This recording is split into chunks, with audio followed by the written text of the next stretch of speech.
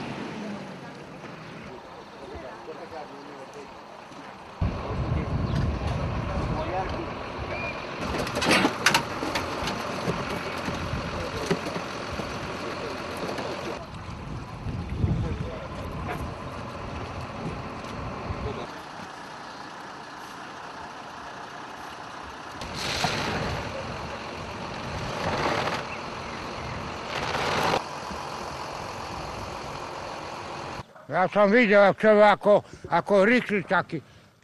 Tamto rakot, treskot a tuto bác zobral, aj piču zobral tam, aj zabradľa, aj mostík. Idem pozrieť a on sa vyškrabal sa cez oblok von. Reku, tomu je hovno, poďme reku preč.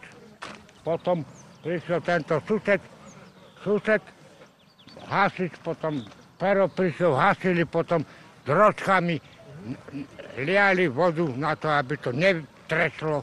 Zobrali ho potom? A to bolo, keď on bol ešte dnuka, či keď vystúpil? Nie, vybehol, keď bol v Jarku tamto vtrkaný. Keď bol v Jarku, keď toto nabral, no to je reku zahlušený. Idem pozrieť a on cez oblok vyšiel a bežal sem. A nič mu nebolo? Nič ani skaza. Sám sa vyjebal cez ten malý obločok. Nemal nejakú hudbu na hlas alebo nejaké také? Má hudbu, aj tú sirénu ako žandári, čo majú.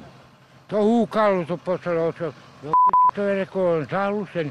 Idem pozrieť a on cez oblok von a bežal sem. Taký to betón rozjebal. A ešte aj zabradľa. Zabetonované v tom. No, tak to musela byť šupa. Nemohol byť 50, ale ak som ja žandár, tak 120 sa drnkal dolu. Ja som videl, ako tu ošiel, keď už toto bral.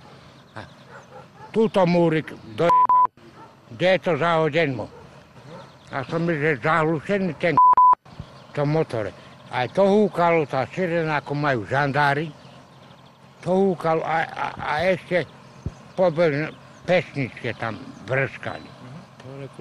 Taký farár si myslím, keď on vybehol cez oblok, tomu sa farárovi sa reku, nič nechce, ten sa modlí, ani skaza mu nebude. Tak sme počuli ranu, tak letel k nám, manžel ho poslal k nám, tak som mu dala prvú pomoc, vodu, sa napila, ale bol šokovaný. Dym, manžel išiel hasiť, no a ja som zasa o neho sa starala. Volala som jeho mame domov, že čo sa stalo. Bo som sa opýtala, akože odkiaľ je, že z Martina. Ale ďalej neviem nič.